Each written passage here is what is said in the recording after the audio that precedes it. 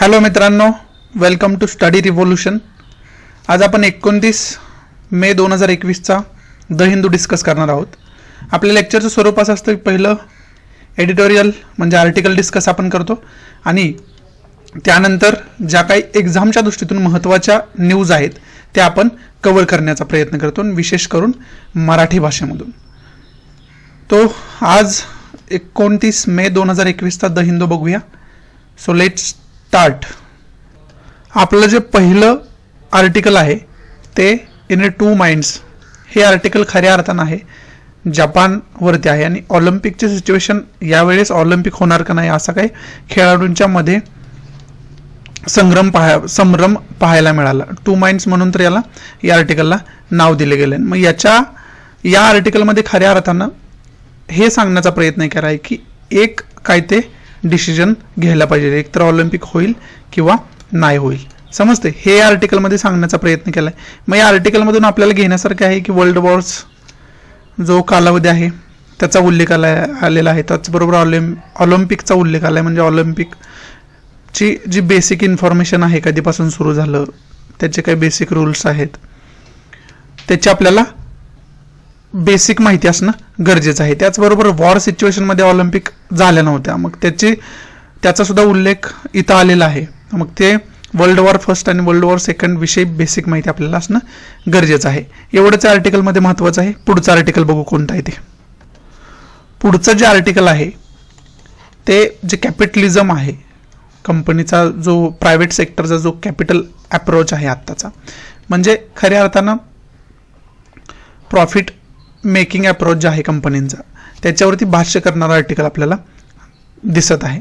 मग या आर्टिकलमध्ये खऱ्या अर्थानं सांगितलं आहे की वॅक्सिन निर्मितीसाठी किंवा वॅक्सिन प्रोडक्शनसाठी असेल किंवा कोरोना पॅन्डेमिक जो चालू आहे त्याच्यामध्ये कंपन्यांनी खऱ्या अर्थानं मुख्य उद्देश फक्त प्रॉफिट कमवणे किंवा इन्कम कमवणे, आपली स्वतःची कमाई करणे हा न ठेवता त्यांनी ह्युमॅनिटेरियन ग्राउंडवरती म्हणजे माणुसकीच्या दृष्टीने विचार करायला पाहिजे, जे आत्ताचे सिच्युएशन चाललेले आहे त्याबरोबर. म्हणजे कंपन्यांचा उद्देश खऱ्या अर्थानं जर इकॉनॉमिकली विचार केला तर त्यांचा प्रमुख उद्देश हा प्रॉफिट कमवणे हा आहे, बरोबर आहे.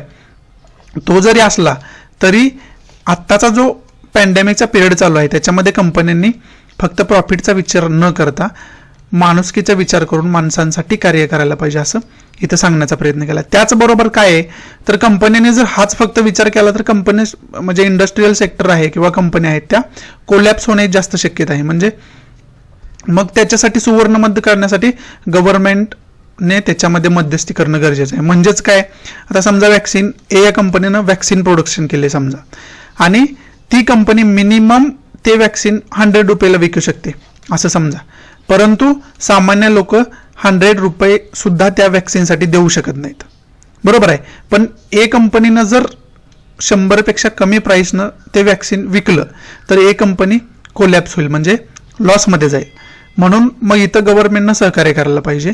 या ए कंपनीकडून 100 रुपयाला खरेदी करून ती आम जनतेला जेवढ्याला परवडते ती घ्यायला किंवा जेवढ्याला त्यांना अवेलेबल होईल, त्यांना परवडेल अशा प्राईसला, म्हणजे समजा जर सामान्य जनतेला ती 60 रुपयाला परवडत असेल तर वरचे जे 40 रुपये आहेत ते गव्हर्नमेंटनं या कंपनीला द्यायला पाहिजे. समजते तुम्हाला? म्हणजे इथं दोघं सामान्य नागरिक पण सुरक्षित राहील आणि कंपनीचं किंवा बिझनेस सेक्टर जे आहे ते पण सुरक्षित राहील. अशा सुवर्ण मध्याची भाषा सुद्धा या आर्टिकलमध्ये केलेली आपल्याला पाहाव्यास मिळते. त्याचबरोबर ट्रिप्स ॲग्रीमेंटचा उल्लेख आलाय. मग याच्या अगोदरच्या लेक्चरमध्ये सुद्धा मी ट्रिप्स ॲग्रीमेंट सांगितलंय. ट्रिप्स ॲग्रीमेंट वर्ल्ड ट्रेड ऑर्गनायझेशनमध्ये केला गेला होता 1995 मध्ये. त्याच्यामध्ये खऱ्या अर्थानं पेटेंट्सचा विचार केलाय. समजते, पेटेंट्स कशा पद्धतीनं दिले जावेत आणि ज्या कंपनीचं इंटेलेक्च्युअल प्रॉपर्टी आहे, ज्या कंपनीने एखादं प्रोडक्ट तयार केलं आहे त्या कंपनीला त्या प्रोडक्टविषयी सेक्युरिटी मिळावी, त्या प्रोडक्टविषयी त्या कंपनीला टोटल बेनिफिट मिळावा, त्या प्रोडक्टची कॉपी दुसऱ्या कोणी करू नये, याच्यासाठी हा पेटंट ॲक्ट महत्त्वाचा आहे, ज्याला आपण ट्रिप्स ॲक्ट म्हणतो, बरोबर आहे. परंतु या आर्टिकलमध्ये सांगायचा प्रयत्न हा केला आहे की अशा पॅन्डेमिकच्या काळामध्ये तुम्ही फक्त पेटेंटचा विचार करू नका किंवा तुम्ही पेटेंटच्या स्वरूपात फक्त प्रॉफिटचा विचार नका करू, तर माणुसकीच्या दृष्टीतून आपल्याला या पॅन्डेमिकशी लढण्यासाठी एकमेकांना सहकार्य करणं गरजेचं आहे असं सांगितलेलं आहे. म्हणजे एकंदरीत आर्टिकलचा गाभा असा आहे की कंपनी सेक्टर, जे इंडस्ट्रीयल सेक्टर आहे, बिझनेस सेक्टर आहे, त्याच्यावर पण अन्याय होऊ नये आणि या पॅन्डेमिकमध्ये जे सामान्य लोक आहेत त्यांच्यावर पण अन्याय होऊ नये. दोघांनी एकमेकांचा हातात धरून चालायला पाहिजे या पॅन्डेमिकचा लढण्यासाठी, या पॅन्डेमिक बरोबर लढण्यासाठी, असं या आर्टिकलमध्ये सांगण्याचा प्रयत्न केलाय. एवढंच या आर्टिकलमध्ये महत्त्वाचं आहे. मग याच्या दृष्टीतून WTO बघून ठेवायला पाहिजे, ट्रिप्स ॲग्रीमेंट बघून ठेवायला पाहिजे, बरोबर आहे. एवढंच या आर्टिकलमध्ये महत्त्वाचं आहे. पुढचं आर्टिकल बघू कोणतं आहे ते. पुढचं आर्टिकल जे आहे ते खऱ्या अर्थानं नेपाळचा उल्लेख करणारा आर्टिकल आहे. नेपाळमध्ये आता कशा पद्धतीनं पार्लमेंटचं डिझोल्युशन करण्यात आलं, मग ते अपोजिशन करून सांगण्यात आलं की इलिगल आहे, कॉन्स्टिट्यूशनला धरून आहे, घटनाबाह्य कृती करण्यात आलेली आहे. मग या आर्टिकलमध्ये सुद्धा ते सिद्ध करण्याचा प्रयत्न केला की तिथल्या ज्या राष्ट्रपती आहेत त्यांनी मिस्टर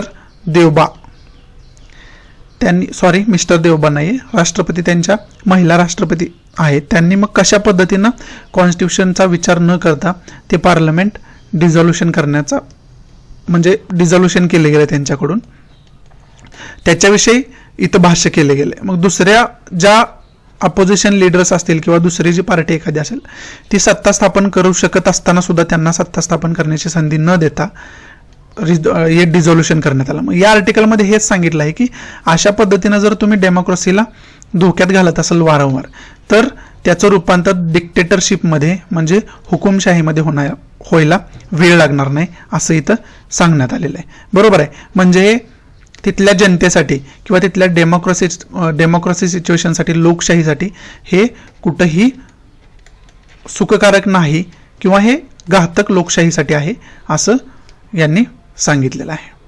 समजते.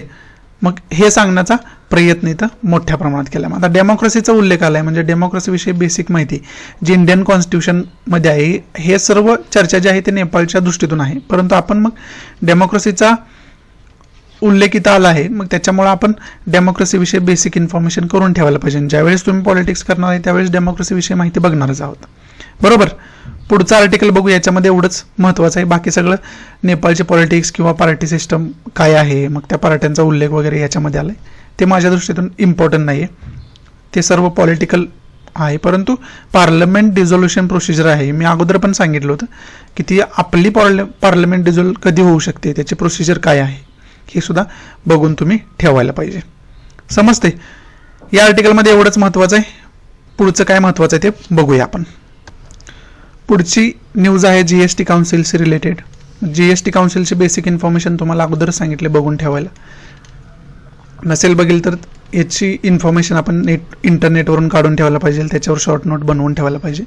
आणि आता GST काउन्सिल झालेली आपल्याला पाहाव्यास मिळाले, पार पडलेली. त्याच्यामध्ये सुद्धा जी वारंवार मागणी होत आहे की कोरोनाशी रिलेटेड, कोविड-19शी रिलेटेड जे मेडिसिन्स आहेत किंवा ऑक्सिजन सिलेंडर, ऑक्सिजन कॉन्सन्ट्रेटर आहे, त्याच्यावरचा जो GST आहे त्याच्यामध्ये सवलत मिळावी. परंतु याच्यामध्ये सुद्धा हा डिसिजन घेतला नाही असं आपल्याला बघण्यात आलं. समजते. त्याच्यामध्ये कोणत्याही प्रकारचा पॉझिटिव्ह डिसिजन घेतला नाही. त्याच्यामुळं सुद्धा परिस्थिती आणखी सिव्हिअर होताना दिसते का काय, अशी संभ्रमावस्था निर्माण झालेली आहे. समजते. आणि दुसऱ्यामध्ये स्टेटनी हा क्लेम पहिल्यापासून केलाय की मेडिसिनवरती वॅक्सिन असेल, वॅक्सिनवरती 5% GST आहे, ऑक्सिजन सिलेंडरवरती 12% GST, हे कुठंतरी जस्टिफाईड नाही असं राज्यांचं म्हणणं आहे. यासाठी हे न्यूजमध्ये GST काउन्सिल पहिल्यापासून अजून न्यूजमध्ये राहणारच आहे. त्याच्यामुळे याच्याविषयीची जी बेसिक इन्फॉर्मेशन आहे ती आपण बघून ठेवणं गरजेचं आहे. समजते. पुढची न्यूज बघू कोणती महत्त्वाची ती. पुढची जी पहिली न्यूज आहे आपली, त्याच्यामध्ये India added 16.9 lakh fewer jobs in financial year 21. 2021 16.9 lakh job क्रिएशनची कॅपॅसिटी आहे ती कमी झालेली आपल्याला पाहाव्यास मिळाली. मग त्याला कारण कोरोना पॅन्डेमिक हे असणं ऑब्वियस आहे, ते काही विशेष सांगण्याची गरज नाही. पुढच्या न्यूजमध्ये हे सांगितले covid toll on economy depends poll, म्हणजे इकॉनॉमीवरती निगेटिव्ह परिणाम कुठंतरी कोविड सिच्युएशन जे आत्ताची पॅन्डेमिक सिच्युएशन आहे ती होताना त्याचा निगेटिव्ह इम्पॅक्ट इकॉनॉमीवर खूप प्रमाणात होताना दिसत आहे. आणि अंदाज इंटरनॅशनल लेवलला इंडियन इकॉनॉमीविषयी अंदाज जे लावले जातात त्याच्यामध्ये हे सांगितलं की येणाऱ्या वर्षामध्ये मोठ्या प्रमाणात जॉब क्रायसिस म्हणजे एम्प्लॉयमेंट क्रायसिस बघायला मिळण्याची शक्यता आहे असं या न्यूजमध्ये दर्शवलेलं आपल्याला पाहाव्यास मिळतं. समजते. पुढची न्यूज बघू कोणती महत्त्वाची आहे ती. पुढची पहिली न्यूज आहे असद रिइलेक्टेड विथ 95% वोट ऑफिशियल्स म्हणजे सिरियाचे प्रेसिडेंट म्हणून बशर अल असद यांची निवड झालेली आहे. त्यांना 95.1% असं मतदान झालेलं आपल्याला पाहाव्यास मिळतं. त्या दृष्टीनं मग सिरियाचं लोकेशन वगैरे आपण इंडियापासून काय आहे बघून ठेवायला पाहिजे. बरोबर. त्याचबरोबर सिरिया वर्सेस इंडिया रिलेशन्स काय आहे हे बघून ठेवायला पाहिजे.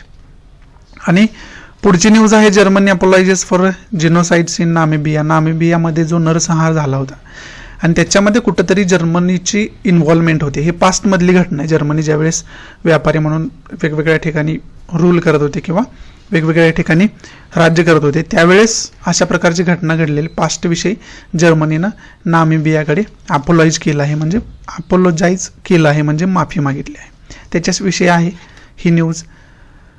पुढची न्यूज आहे ॲमिड शोडाऊन विथ युरोपियन युनियन आणि बेलारूसमध्ये आता जो इन्सिडेंट झाला प्लेन फोर्सफुली उतरवलं गेलं त्याच्यामधून मग एका जर्नलिस्टवर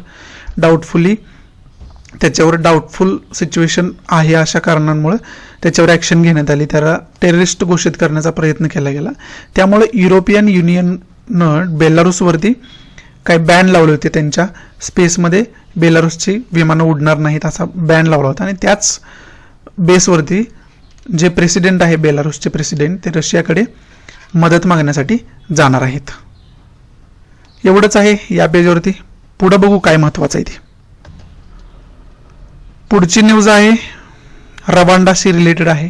त्याच्यामध्ये आता जसं जर्मनीनं माफीचा प्रकार जो केला आहे तसंच फ्रान्सनं सुद्धा माफी मागितलेली आपण न्यूजमध्ये बघितलं होतं आणि त्याचीच विशेष माहिती या न्यूजमध्ये सांगण्याचा प्रयत्न केला आहे की रवांडाला फ्रान्सनं अपोलोजाईज केलेलं आपल्याला पाहाव्यास मिळालं. त्याची हिस्ट्रीमध्ये थोडी काय माहिती इथं दिलेली आहे की हुत्तू आणि तुत्सी ज्या कम्युनिटी तिथं आहेत त्यांच्यामधल्या ज्या काही कॉन्फ्लिक्ट आहे त्याच्यामध्ये मोठ्या प्रमाणात नरसंहार इतिहासामध्ये झालेला आपल्याला पाहाव्यास मिळाला आणि त्याच्यासाठी मग जे मॅक्रॉन आहेत फ्रान्सचे जे प्रेसिडेंट आहेत त्यांनी त्याच्यासाठी अपोलाइज केलेलं आपल्याला पाहाव्यास मिळालं.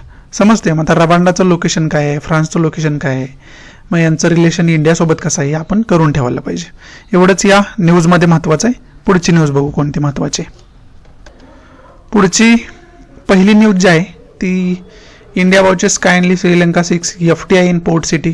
फॉरेन डायरेक्ट इन्व्हेस्टमेंट श्रीलंकेला फॉरेन डायरेक्ट इन्व्हेस्टमेंटची गरज आहे. कशासाठी तर कोलंबो जी सिटी आहे कोलंबो त्याच्या जे विकास ते करत आहेत कोलंबो सिटी पोर्ट सिटी म्हणून डेव्हलप करत आहेत पर्यटनासाठी वगैरे हे सर्व उद्देश ठेवून मग चायनामुळे सुद्धा ही आता न्यूजमध्ये असलेलं आपल्याला पाहाव्यास मिळालं होतं आणि त्याच्यामध्ये मग फॉरेन डायरेक्ट इन्व्हेस्टमेंटची त्यांना गरज आहे असं दिसत आहे. हेच या न्यूजमध्ये सांगण्याचा प्रयत्न केला आहे. त्याचबरोबर पुन्हा GST विषयी इथं न्यूज आहे की GSTनं जे वॅक्सिनवर सवलतीची वारंवार मागणी होती ते रिजेक्ट केलेलं आपल्याला पाहाव्यास मिळालं. समजते. पुढची न्यूज बघू कोणती महत्त्वाची. पुढची न्यूज आहे आपले परराष्ट्र मंत्री आणि US परराष्ट्र मंत्री यांच्यामध्ये भेट झालेली आपल्याला US मध्ये आताच पाहायला मिळालं आणि त्याच्यामध्ये खूप खऱ्या अर्थानं मुख्य डिस्कशन COVID-19 जो पॅन्डेमिक आहे त्याच्या विरोधात लढण्यासाठी मोठ्या प्रमाणात सकारात्मक डिस्कशन झालेलं आपल्याला पाहाव्यास मिळालं. बरोबर आहे. आणि त्याचबरोबर याच्यामध्ये मग वर्ल्ड ट्रेड ऑर्गनायझेशन ट्रिप्स ॲग्रीमेंटचा सुद्धा उल्लेख आलेला आपल्याला पाहाव्यास मिळाला. समजते. पुढची न्यूज बघू कोणती महत्त्वाची आहे ती. पुढची न्यूज आहे सायक्लोन आताच पाहाव्यास आपल्याला मिळाला. त्याच्यामुळे सायक्लोन हा टॉपिक करायला मी अगोदर सांगितलं तुम्हाला. त्याचबरोबर 1,000 कोटी रुपयाची मदत प्राईम मिनिस्टर नरेंद्र मोदींनी जाहीर केली 3 स्टेटसाठी. त्याच्यामध्ये बेंगाल झारखंड आणि ओडिसा या स्टेटचा समावेश आहे. बरोबर आहे. याच्यामध्ये मोठ्या प्रमाणात लोकांचं स्थलांतरण झालं मोठ्या प्रमाणात प्रॉपर्टी डिस्ट्रक्शन झालेलं आपल्याला पाहाव्यास मिळालं त्यामुळे ही मदत जाहीर करण्यात आलेली आहे. पुढची न्यूज बघू कोणती महत्त्वाची आहे. पुढची न्यूज आहे वर्ल्ड हेल्थ ऑर्गनायझेशनची जी वर्ल्ड हेल्थ असेंब्ली आहे त्याच्यामध्ये इंडियाने हे मत मांडलं आहे की जे व्हायरसचं ओरिजिन आहे त्याच्यावरती विशेष रिसर्च होणं गरजेचं आहे. म्हणजे चांगल्या पद्धतीनं त्याची स्टडी झाली पाहिजे, सखोलातच त्याचा अभ्यास झाला पाहिजे, जेणेकरून खरंच कोरोना व्हायरस जे आहे त्याचं ओरिजिन म्हणजे त्याचं मूळ ठिकाण काय आहे, ते तो खरा कुठून उगम पावला आणि त्याला कोणती कारणं होती याच्यावरती खऱ्या अर्थानं स्टडी होणं गरजेचं आहे असं भारताचं मत आहे. समजते तुम्हाला? पुढची न्यूज बघू कोणती महत्त्वाची आहे ती. पुढची पहिली न्यूज आहे TM कल्याणन यांचं आताच निधन झालेलं पाहायला मिळालं. ते गांधीयन विचारसरणीचे होते, त्याचबरोबर कॉन्स्टिट्यूशन असेंब्लीमध्ये सुद्धा ते मेंबर होते, त्यामुळे ही न्यूज महत्त्वाची ठरते. आणि त्याचबरोबर प्री इंडिपेंडंट इरामध्ये ते क्विट इंडिया मुवमेंटमध्ये सुद्धा सहभागी झाले होते, त्यामुळं ते आपल्याला महत्त्वाचं होऊन बसतं.